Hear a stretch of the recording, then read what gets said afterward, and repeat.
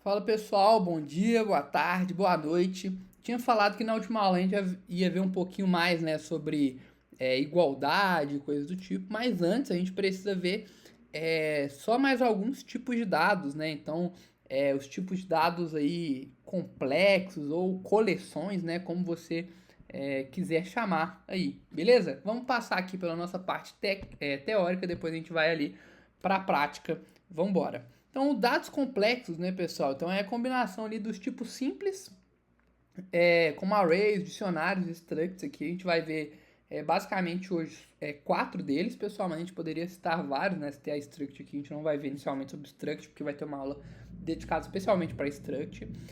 Mas dados complexos ali não são os tipos básicos, né? E aí a gente tem um array, que basicamente é uma lista ordenada de valores acessada por um índice, né? Então cada valor ali dentro do array tem o seu índice, né? Então você colocou ali naquela posição, ou se o backend te devolveu naquela posição, vai estar naquela posição. Temos o dicionário, chave valor, ou dependendo de onde você vem aí, de qual linguagem você vem, são os objetos, pessoal. Mas aqui a gente representa um pouquinho diferente na sintaxe, beleza? Tem os sets, né? Em outras linguagens também tem, mas basicamente é um conjunto de valores únicos, como se fosse um array, mas não pode ter valores duplicados e eles não têm uma ordem definida. Show? E tem as tuplas, então você pode agrupar ali múltiplos valores, né? Então podem ter tipos diferentes, né? Então ali pode ter um inteiro, uma string, enfim, a gente vai ver um pouquinho aí. Vamos aqui para o nosso código, aqui o nosso código da última aula. Vamos estar apagando ele aqui porque ele não vai servir, beleza? Show de bola. Então vamos lá pro var numbers. E aí aqui, pessoal, a gente vai ver uma coisa que a gente não viu ainda, tá?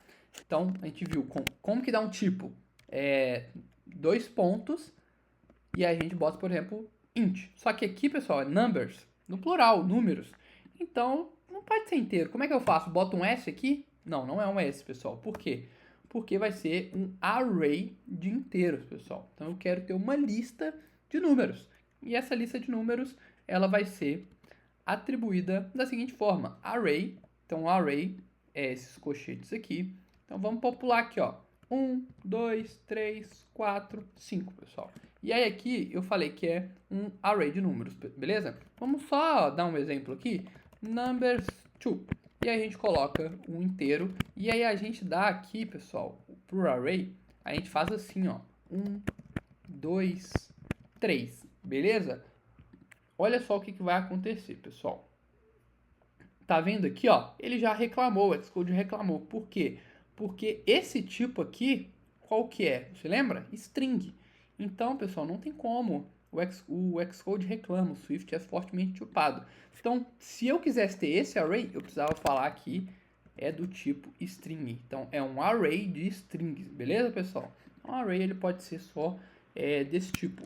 E aí, como que eu acesso aqui uma posição, né? A gente falou que seria acessada, né, por um índice. E aí, como que é contado as posições? É um pouquinho diferente, porque, ó, vamos lá. 1, 2, 3, 4, 5.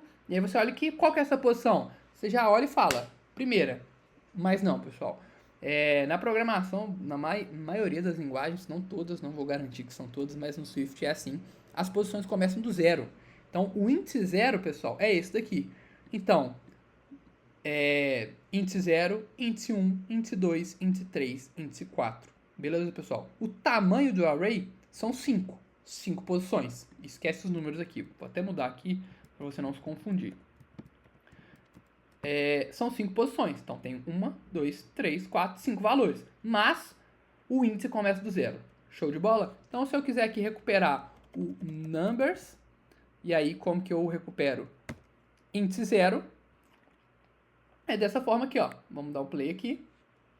Esse 1,75 aqui é da nossa última aula, porque a gente não tinha dado o play. E aqui, ó, primeira posição, 10, pessoal. Show de bola?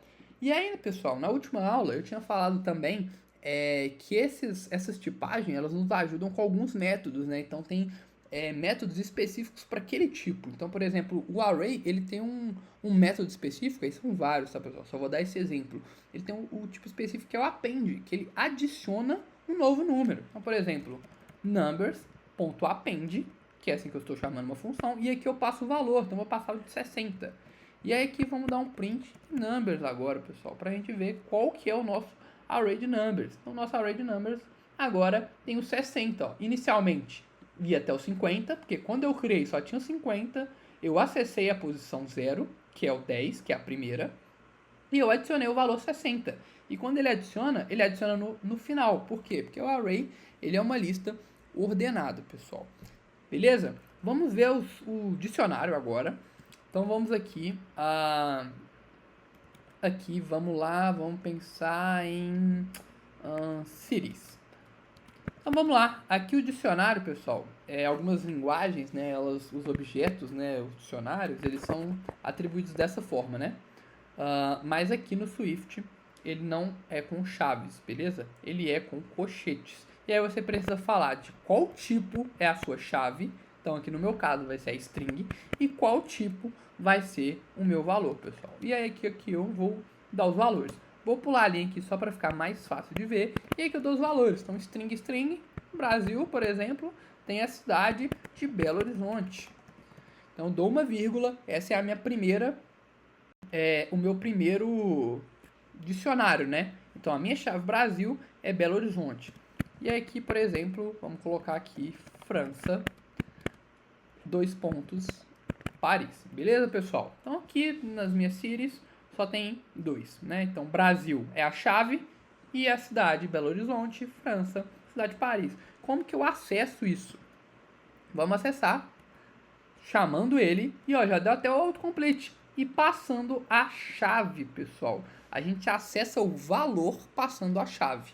Show de bola? Então se eu der um print aqui, acho que eu nem preciso dar o print, né? Tô viciado aqui do print, mas não preciso. Então beleza, pessoal, olha, ele me deu, falei assim, ó, me dá o valor da chave Brasil. Ele me deu, Belo Horizonte.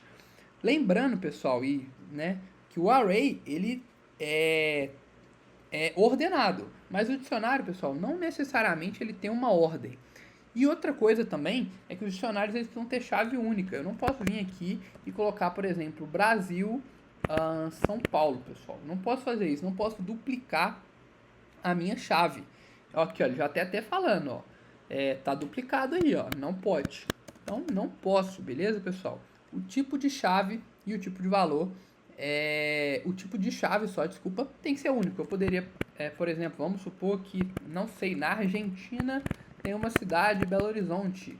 E aqui poderia ser, ao invés de cidades, poderia ser capitais, pessoal. Mas aqui, né, vou colocar cidades, vamos supor que tem. Então o valor eu posso ser o mesmo, né?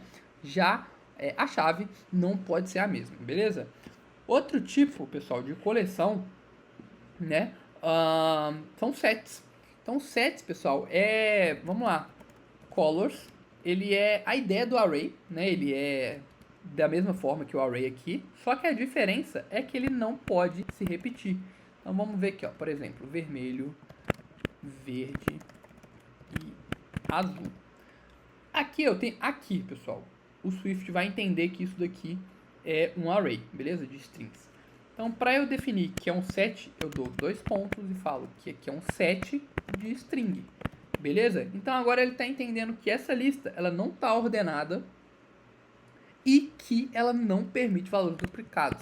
Eu não posso vir aqui e colocar azul, pessoal. Na verdade, provavelmente o Swift vai até deixar você colocar azul. Mas quando você dá um print, por exemplo, em colors, você vai ver que não vai ter 2 azuis, pessoal. Por quê? Porque o set não pode ter valores duplicados. Ele não é um array. O array ele pode ter valores duplicados. Então olha só, eu coloquei nessa ordem, ó, vermelho, verde e azul, e olha a ordem que ele me mostrou: azul, vermelho e verde. Ele bagunçou tudo e não duplicou o azul. Então o set tem essa especificidade aí, beleza, pessoal? A gente está vendo esses tipos complexos aqui porque a gente vai trabalhar com eles nas próximas aulas e é importante você saber porque são os tipos que a gente mais mexe no dia a dia, né? Eu acho que a string, o inteiro, o booleano são tipos que a gente mexe também, mas às vezes para você recuperar alguma coisa do back-end, para mandar alguma coisa para o back-end, que é muito do nosso papel como desenvolvedor mobile, a gente mexe muito com esses tipos aqui, principalmente os arrays. O último tipo aqui que a gente vai ver, pessoal, são as tuplas. E aí como que a gente faz as tuplas? Então vamos colocar aqui person, pessoa. E aí você pode ter ali os dados da pessoa. E aí os dados da pessoa, opa, já até me sugeriu que vou aceitar a sugestão. E aí lembra na parte teórica aqui, ó, quando eu falei da tupla, que agrupa múltiplos valores? Então aqui a tupla, diferente das outras coisas, né? Então o array ele só pode ter inteiros, o set ele só pode ter strings. Nesse caso aqui, pessoal, não poderia colocar aqui, né, um 2, por exemplo. É isso que eu tô falando. Aqui pode ter vários tipos, né? Então aqui eu tenho o tipo string, aqui eu tenho o tipo inteiro. Lembrando da nossa última aula ali, eu posso colocar aqui se ele pode dirigir ou não. Então a tupla, pessoal, ela é dessa forma aqui, beleza? Então você coloca aqui entre parênteses ali qualquer tipo de dado. Show de bola? É muito útil para valores ali temporários, mas ela não substitui a struct, pessoal. Você talvez vai ver muitas discussões aí, né? Porque eu tô falando que talvez você possa ver muitas discussões aí sobre o uso de tuplas ou de structs, né? Mas as tuplas têm o quando usar e as structs também, pessoal. Então é bom você saber da tupla, mas eu já adianto que você vai usar mais structs para a maioria dos casos do que a tupla. Mas é bom você conhecer a tupla, tem motivos de usar ela sim. Show de bola? Qualquer dúvida, manda aí nos comentários, me manda uma mensagem. Se você não entendeu alguma coisa, expliquei de um jeito ruim, que você não compreendeu, manda aqui, eu posso responder, posso explicar de novo, gravar uma outra aula. Deem sugestão aí sobre conteúdo, sobre o que vocês querem ver, beleza? A gente tem muita coisa ainda para explorar sobre a linguagem, sobre o UIKit. Eu sei que você que está acompanhando já quer ver sobre as coisas do UIKit, mas é muito importante a gente pegar essa base, pegar bem firme e ir nela para quando a gente chegar no UIKit ali, a gente não ter problemas ali quando a gente for construir telas dinâmicas que dependem de condicionais, às vezes de uma regra de negócio, de uma inserção ali do usuário. Então é muito importante a gente saber aí trabalhar com a linguagem, beleza, pessoal? Muito obrigado mais uma vez por estar aqui. Obrigado por assistir. Até mais, até a próxima aula. Tchau, tchau.